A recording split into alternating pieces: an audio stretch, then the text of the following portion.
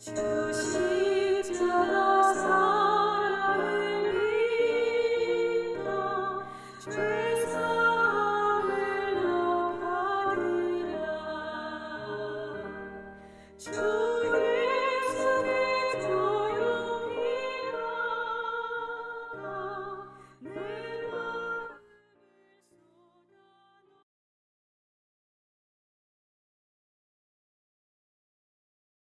네, 안녕하십니까. 신주기 목사입니다. 신주기 목사와 함께하는 마가복음을 이제 끝내고 신주기 목사와 함께하는 잠언 묵상으로 여러분들을 찾아뵙게 되었습니다. 어, 오늘부터 이제 잠언을 보겠는데요. 오늘 잠언 서론에 대한 부분이고, 오늘 본문은 잠언 1장 1절을 가지고 잠언 들어가기를 그렇게 하도록 하겠습니다. 오늘 말씀을 우리가 잠시 읽겠습니다. 다윗의 아들 이스라엘의 왕 솔로몬의 잠언이다. 이렇게 말씀하고 있습니다. 다윗의 아들 이스라엘 왕 솔로몬의 잠언이라. 오늘 본문을 가지고 이런 제목으로 이런 말씀을 나누고자 합니다. 잠언 들어가기. 묵상 포인트는 잠언에 대한 전체적인 의의를 살피는 데 있다라고 볼 수가 있을 것입니다. 자, 우리가 함께 이제 보고자 하는 것은 먼저 본문에 대한 이해입니다. 본문에 대한 이해.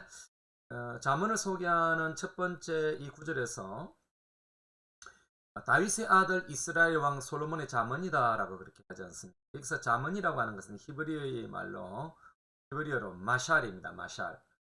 근데 그 의미는 속담이라든지 격언이라든지 비유담 이런 이제 뜻을 갖고 있습니다. 그러나 이 마샬의 용도가 성경에 있어서 선지자의 예언이라든지 혹은 교훈시라든지 지혜자들의 풍자 등과 같은 그런 다양한 의미로도 되어져 있다라고 하는 사실입니다. 특별히 이 잠언은 일반적인 속담이나 격언보다 더 넓은 의미의 그런 진리나 의미 깊은 개념이 응축된 말로 이해될 수가 있을 것입니다. 우리가 잘 아는 것처럼 잠언의 저자는 솔로몬입니다. 그러나 대체적으로 학자들의 견해는 이 솔로몬 시대에 기록되어졌다가 발전되어 오다가 신구약 중간 시대에 기록된 여러 지혜서들과 마찬가지로 기원전 2세기경에 한 권의 책으로 완성되었을 것으로 그렇게 추측을 하고 있습니다. 솔로몬에 대해서 열왕기상 4장 32절에서 3,000개 잠언을 만들었다 그렇게 말씀하고 있거든요. 물론 이것은 그 당대에 전부 이루어진 것이 아니라 다윗 때부터 하나님께서 부흥을 주시면서 엄청나게 많은 설교들이 선포되었을 때 솔로몬이나 그의 신하들이 그 적용 부분을 집대성했다라고 볼 수가 있을 것입니다. 여러분 잠언은 네 부분으로 그렇게 구성이 되어 있습니다. 첫째는 1장부터 9장까지인데요. 하나님의 지혜와 세상의 지혜를 두 여자의 비유로서 그렇게 비교합니다. 세상의 지혜는 어리석은 남자를 유혹하는 창녀로 비유를 하고 있고요. 하나님의 지혜는 온 천지를 지으신 하나님의 창조의 원리와 능력을 가르치고 있는 것입니다. 그럼 둘째는 10장부터 24장까지입니다. 반면 어떤 학자들은 22장부터 24장을 새로운 단락으로 보기도 합니다만은 그 다음에 세 번째는 25장에서 29장까지로 히스기야 신하들이 수집한 솔로몬의 잠언이라고 말씀하고 있습니다. 네 번째는 이런 마지막 30장, 31장 아굴의 잠언, 르무엘의 왕의 그런 훈계한 잠언 이렇게 구성이 되어져 있습니다. 이 마지막 르무엘의 왕이 누구인지는 정확하게는 알 수가 없고요. 이방 나라의 왕으로서 하나님을 믿는 그런 계종을 한 것으로 볼 수가 있을 것입니다. 만약에 그렇다면 여러분 이 잠언 안에는 아주 특색이 있는 거죠. 이방인의 지혜가 성경의 지혜로 편입된 것도 있다라는 그런 관점에서 볼 수가 있을 것입니다. 그러나 세상 나라 속에서도 하나님은 세상 나라 속에서도 일반적인 그런 지혜를 주셨다는 것을 우리는 알아야 하는 것이고요. 특별히 여러분 그 당시 이집트 문학을 연구해 보면은 그 히브리 이 문학사의 유사성을 발견할 수가 있습니다. 특별히 그 아멘에포헵의 가르침 속에는 자문과 비슷한 가르침이 있다는 것을 제가 공부하면서 이렇게 발견한 것입니다. 이로보건대 유사성의 문제는 하나님은 일반적인 은총으로 세상 나라 가운데서도 의로운 다스림을 요구하고 있다는 것을 우리는 알 수가 있을 것입니다. 자, 그렇다면은 우리는 오늘 이 본문에 들어가면서 자문에 들어가면서 먼저 세 가지의 특색을 그렇게 알아보도록 하겠습니다. 첫 번째는 여러분, 그 지혜 문학은 색다른 목소리를 갖고 있다라고 하는 것입니다. 여러분, 지혜 문학에는 잠언, 전도서, 욥기죠. 이 지혜 문학은 모세 오경처럼 하나님이 인간에게 내려준 계시와는 다른 방법으로 성령의 감동으로 되어진 것이다. 되어진 책이다라고 볼 수 있습니다. 그러니까 여러분, 지혜 문학은 예언서처럼 미래의 일을 알려주지 않으며 또 자신의 시대를 살아가는 사람들에게 하나님의 심판을 선언하는 말씀도 사실은 없습니다. 그래서 여러분, 지혜 문학의 특징 중에 하나가 하나님이 주인공이 아닌 것처럼 보입니다. 하나님이 사건의 전면에 나타나지 않는다는 것입니다. 오히려 뒤에 있고 물러나 있고 대화의 주제들마저도 인간 중심처럼 돼 있는 것처럼 보입니다. 그러나 또 그래서 이제 하나님을 바라보기보다는 지금 나에게 말하고 있는 사람을 바라보는 지혜를 알려주는 듯합니다. 그래서 사람에게 임한 다양한 상황들에 대해서 사색으로 이끈다라고 볼 수 있습니다. 그러나 여러분, 알고 보면은 이 지혜 문학이 하나님 중심에서 벗어나 있는 것이 아니라 하나님을 공경하는 사람으로서 어떻게 이 세상 가운데서 세상 사람들과 함께 살아야 할지를 지혜를 주고 있는 것이고, 즉 하나님의 나라 백성들, 하나님의 나라의 속에 포함된 사람들이 하나님의 나라의 원리의 삶이 무엇이어야 하는지 가르쳐주고 있다라고 하는 사실입니다.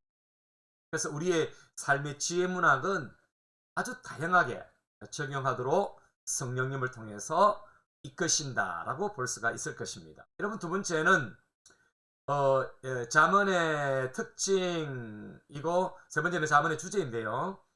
이 특별히 여러분, 잠언의 주제를 보면은, 잠언의 특징을 보면은, 잠언은 이스라엘인들이 자신들이 경험한 삶의 문제를 통해 인간들이 주위 사람과 관계를 어떻게 성공적으로 이끄는가를 고민하면서 그 고민이 어떻게 하나님과 관련되는가를 알고자 하는 책이다라고 볼 수가 있을 것입니다. 여러분, 잠언은 창조의 힘과 밀접하게 관련되어 있다는 것을 기억해야 됩니다. 하나님의 지혜와 같이 인간에게 하나님으로부터 보여준 지혜는 인간의 삶을 행복하게 하기 위한 힘을 부여하고 있는 것입니다.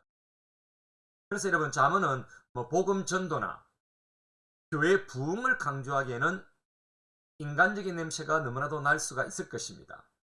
그러나 잠언은 하나님의 나라 안에서 살아가는 하나님의 백성들의 삶의 원리를 말한다는 점에서 약속의 땅에서 살아가는 언약의 백성들에게 또 하나의 삶의 길잡이와 같은 메시지가 이 잠언이다라고 볼 수가 있을 것입니다. 여러분, 십자가의 돌은 눈에 보이지 않을 수 있어도 십자가의 도로 구원받은 백성들의 삶의 지침서라는 면에서 대단히 성숙된 하나님의 나라 안에서의 공동체 윤리를 잠언은 제공하고 있는 것이 잠언의 특징이다라고 볼 수가 있을 것입니다. 자, 그 다음에 여러분, 세 번째는 잠언의 주제입니다. 잠언은 특이하게도 주제들을 체계적으로 구조로 그렇게 제시를 하고 있지는 않습니다. 그러나 이 책을 읽다 보면은 그 속에서 지혜라고 하는 큰 주제 속에서 크게 세 가지를 발견하게 됩니다. 첫째는 여호와를 신뢰하는 백성들이 이 세상에서 어떻게 살아야 하고 하나님과 사람들 앞에서 인정받고 또 행복하게 어떻게 하면 행복하게 살 수 있는지를 가르쳐 주고 있다라고 하는 사실입니다. 이것을 여러분 신앙의 처세술이다라고 부를 수가 있을 것입니다. 여러분 앞으로 보게 될 자문을 통해서 이제 세상 속에서 세상의 처세술을 우리가 함께 저와 여러분이 그렇게 묵상했으면 좋겠습니다. 두 번째는 하나님께서 하시는 일을 이 인간의 좁고 또 제한되고 한정된 지혜로 모두가 이해하기 어렵다라고 하는 그런 점을 강조하면서 하나님께서 인간의 역사와 온 세상의 만물을 홀로 주관하시는 분이라고 하는 것을 가르쳐주고 있는 것입니다.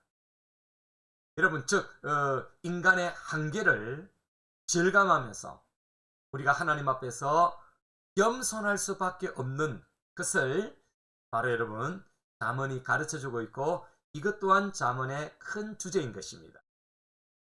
그리고 여러분 세 번째 마지막으로 중요한 개념은 의에 대한 문제입니다. 의, 제데카, 이 의로움이란 윤리적 측면을 가진 요소이지 않습니까? 여러분 또한 사회 정의를 다루기 위한 토대가 바로 여러분 정의라고 볼 수가 있을 것입니다. 더 나아가 하나님의 고유한 성품이 여러분 또 의입니다.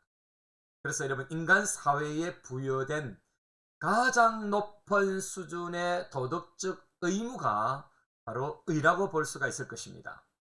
이런 배경 위에서 의로움의 개념을 잠언은 어떻게 말하는지를 우리가 이 잠언의 주제로서 발견할 수가 있을 것입니다. 여러분 이제 이렇게 이제 우리가 잠언을 서론을 간략하게 여러분들과 함께 나눴습니다. 다음 주간부터 2절부터 우리가 잠언의 세계로 들어가서 이런 잠언의 특징, 잠언의 주제로 또 잠언 속에 하나님의 음성, 하나님 백성들이 어떻게 살아야 할지를 함께 발견하면 좋겠습니다. 여러분 한 주간 여러분 승리하시고 또 잠언을 한 번 더 미리 한번 읽어보시는 것도 큰 도움이 되리라고 생각이 감사합니다.